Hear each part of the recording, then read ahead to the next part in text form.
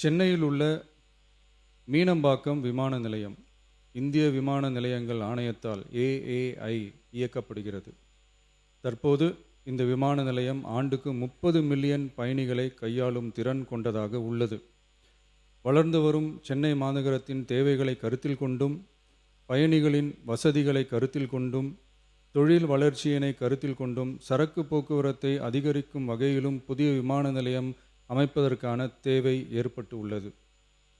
புதிய விமான நிலையம் அமைப்பதற்கு தேர்வு செய்யப்படும் இடம் பெரிய அளவில் விவசாயிகளை பாதிக்காத வகையிலும், அதிக அளவில் குடியிருப்புகளை அகற்றாத வகையிலும் அமைய வேண்டும்.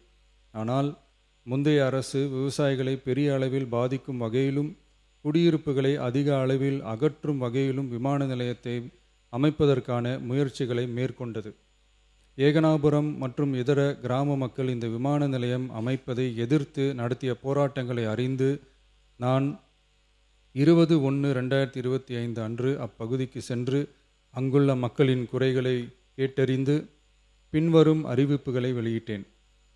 சென்னை பரந்தூர் மற்றும் அதனை சுற்றியுள்ள 12 கிராமங்களில் அமைய இருக்கும் விமான நிலையத்தை எதிர்த்து போராடும் மக்களுடன் நான் உறுதியாக நிற்கிறேன்.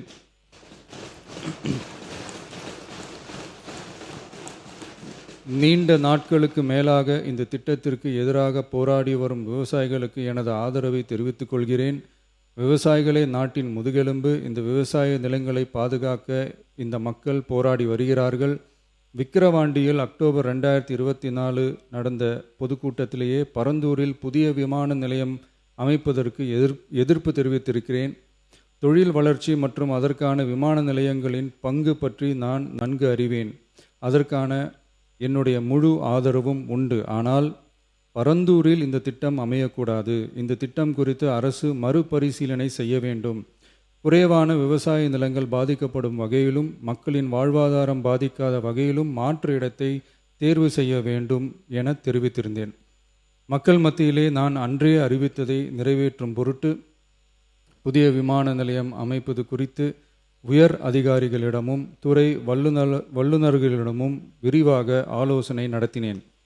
ஏற்கனவே நான் உறுதி அளித்தவாறு பரந்தூரில் புதிய விமானம் நிலையம் அமைக்க மேற்கொண்ட நடவடிக்கைகள் இந்த அரசால் கைவிடப்படும்.